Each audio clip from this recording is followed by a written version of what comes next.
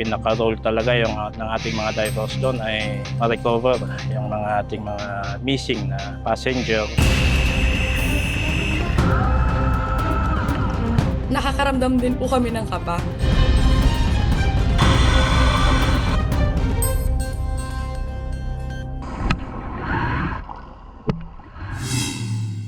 Kamakailan lamang po ay may isang barkong lumubog sa karagatan sa bahagi ng Mindanao. Marami ang survivor at nailigtas sa tiyak na kapahamakan. Pero sa nakalulungkot na bahagi, may mga pasaherong nasamang lumubog sa nasabing barko. Pero sa mga ganitong pagkakataon pumapasok ang mahalagang papel na ginagampanan ng mga diver ng Philippine Coast Guard.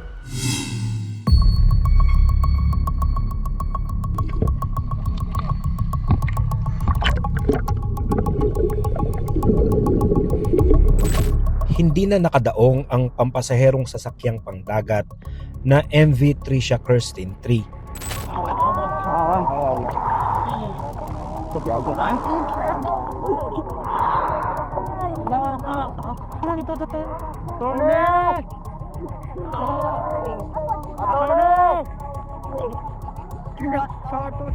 Bumiyahe mula Zamboanga City papuntang Holosulu noong madaling araw ng January 26, 2026. Nang ito ay lumubog malapit sa Baluk-Baluk Island sa Basilan Sea. Dahil sa malakas na alon ay pinasok ng tubig ang lower deck ng barko na nagdulot ng paglubog nito. Agad na nagsagawa ng malawakang search and rescue operations ang Philippine Coast Guard. Naging hamon ang lalim ng dagat at ang banta ng mga pating sa lugar. Matapos ang 9 na araw na tagpuan ng TCG Technical Diving Group ang kinalalagyan ng barko. Gumamit ito ng side scan sonar para makabuo ng digital map ng sahig ng karagatan.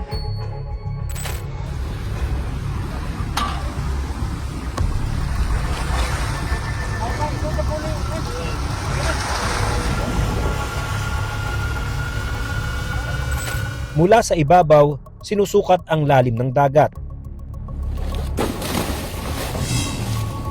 Nung na-identify na po kung saan yung pinaglubugan, may equipment po kami na yung depth sounder po. So, galing po doon na nakuha po namin sa surface kung ano yung depth.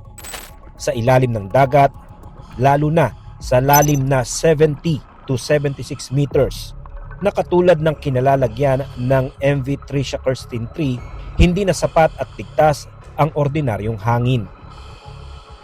Ang ordinaryong hangin ay binubuo ng 78% nitrogen. Sa sobrang lalim, ang nitrogen ay nagiging toxic sa utak ng tao. Para po maka-adapt doon sa environment sa ilalim at para po maiwasan yung nitrogen narcosis. Yun po yung parang feeling mo parang laseng ka or parang medyo naiibap na alter po yung kung paano ka mag-isip sa ilalim, parang ganun po dahil effect po yun ng kasi nga po iba na yung environment sa ilalim. Hindi na ito simpleng search and rescue, ito ay naging search and recovery operation. So yung pinaka-role talaga yung ng ating mga divers doon ay ma-recover yung mga ating mga missing na passenger. At bago pa man sumisid ang mga diver, nagsisimula muna ang masusing paghahanda. So unang-una po, nagsasagawa kami ng risk assessment.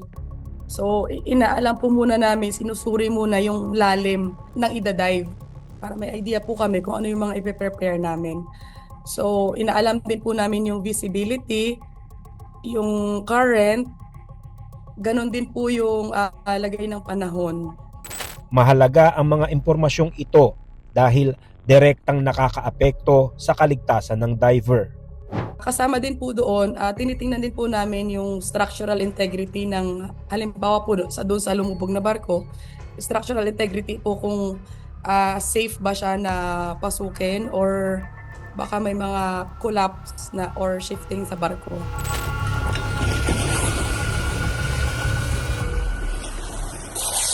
Kasunod nito ang paggawa ng dive plan. Sa dive plan po, inaalam po namin yung maximum na bottom time, kung ano po yung appropriate na gas para doon sa depth na yon, at yung mga decompression stops, doon din po sa dive plan makukuha.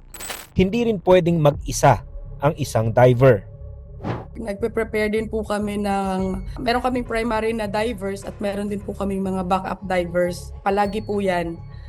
Kasama rin sa paghahanda ang medical readiness. Para po sa kung halimbawa po may emergency, may mga trained na mga medic po kami. Sa ilalim ng dagat, ang kagamitan ay mahalagang depensa ng diver. Napakahalaga po nito, tsaka dapat yung gamit mo, ikaw mismo yung magpe-prepare para alam mo kung anong estado ng mga gamit mo.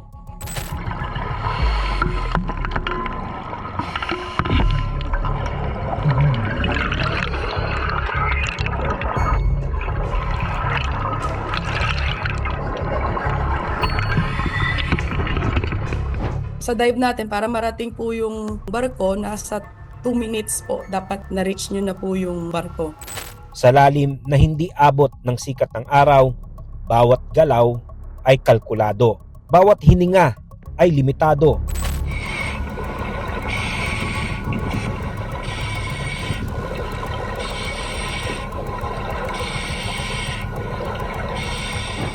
Halos mano-mano talaga yung paghahanap.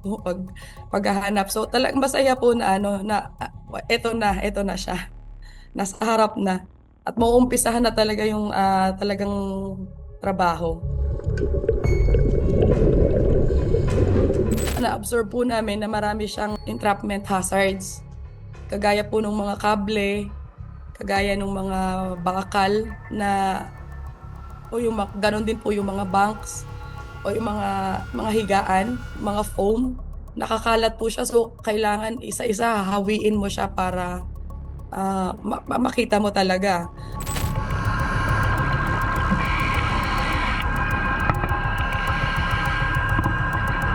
Marami tayong challenges. Low visibility po kasi talagang madilim po talaga siya sa ilalim. At ganun din po yung yung silt na tinatawag. Isang galaw mo lang pag naano po yung para pong alikabok. Pwede po siya pwede na mag zero visibility. So malaking challenge po yun para sa divers. Dagdag pa rito ang malakas na agos ng tubig. Kaya po laging tina-timing namin sa slack tide yung dive. Yun po yung oras lang na kalma yung tubig.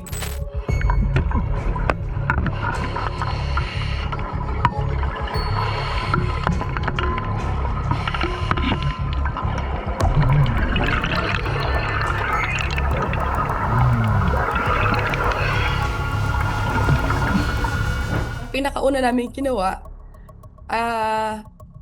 muna kami survey muna talaga. Hindi pa siya pinasok agad kasi yun nga po, tinitira muna yung mga hazards or baka kasi chinek po muna baka gumagalaw yung barko. So delikado din po yung sa mga divers natin, tapos nasa loob ang isang diver tapos gumagalaw pala. So chinek po muna yung integrity ng barko, inikutan muna kung saan po pwedeng mga butas na pwedeng pumasok, kung saan po mapalo yung current. So kailangan iiwasan mo din yon. Kung halimbawa ang current po ay nasa bandang kaliwa, dapat doon po kami sa bandang kanan papasok.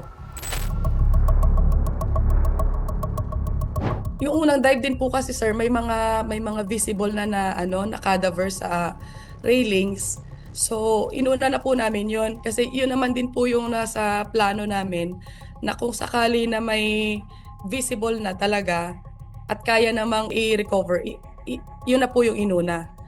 Pagdating sa barko, nagsisimula ang maselang bahagi ng operasyon.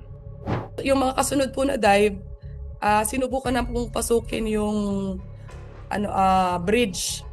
Yun pong parang tinatawag na pilot house. So may opening po doon na na nakita may basag po na bintana.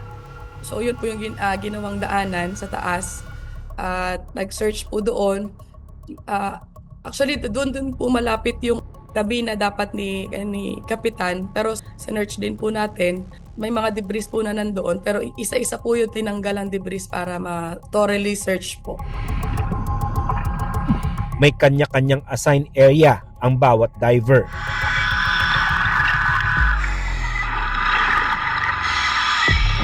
Parts by parts po yung pagse-search namin, hindi po yun na kung ano po yung halimbawa maisip.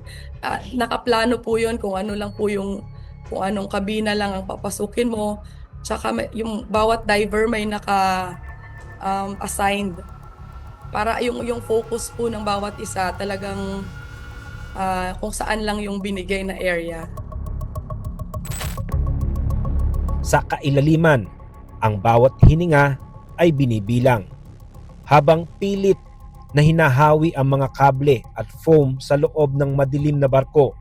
Kailangang manatiling kalmado sa gitna ng masisikip na siwang o lusutan. Dahil sa loob ng 213 talampakan, ang iyong presence of mind at calculated na paggalaw ang tanging paraan para malampasan ang limitadong oras ng pagsisid.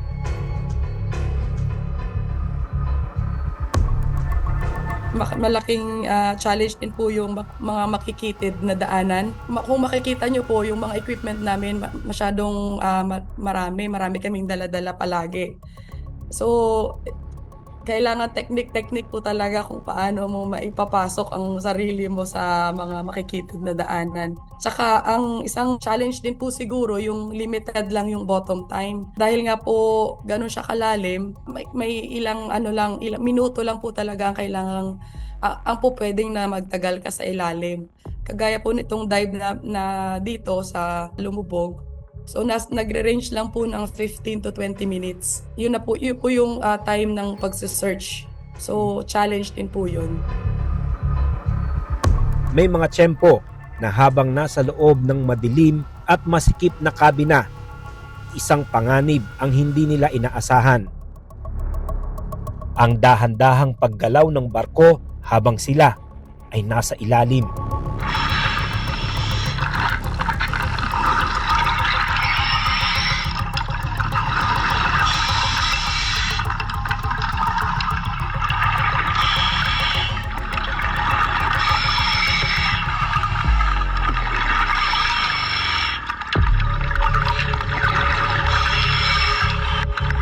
So yung barko po nung nakatagilid po siya sa left, nung unang mga dives po namin mga 10 to 15 degrees na nakatagilid.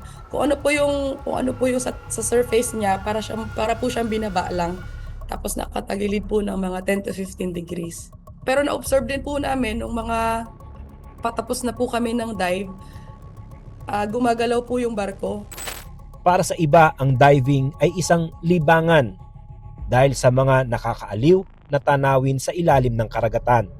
Pero sa senaryong dinatnan ng mga PCG diver sa lumubog na MV Tricia Kirsten 3, kabaligtaran ng kanilang naramdaman dahil sa mga nakitang labi ng mga pasahero.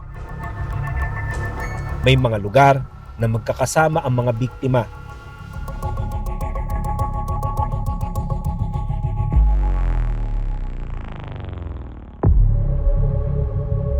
Actually, may area lang po na yung na-recover sa sa aircon.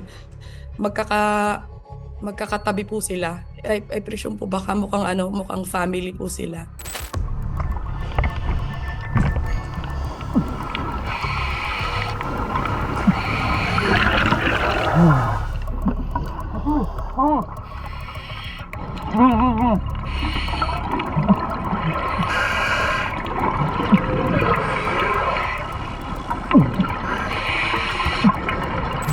Hindi agad nagtatapos ang misyon sa isang silip lang.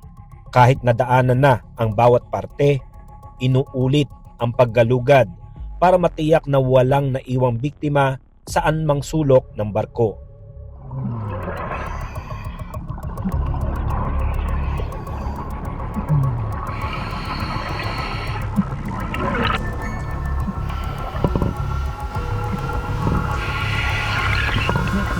So nagsagawa po kami ng resweeping po. Inulitan pa po namin yung kabuuan ng barko. Mga 3 araw din po namin na kahit po na nadaanan na namin, dinaanan pa po ulit para makasiguro po na lahat ng parte na puntahan po, na check po.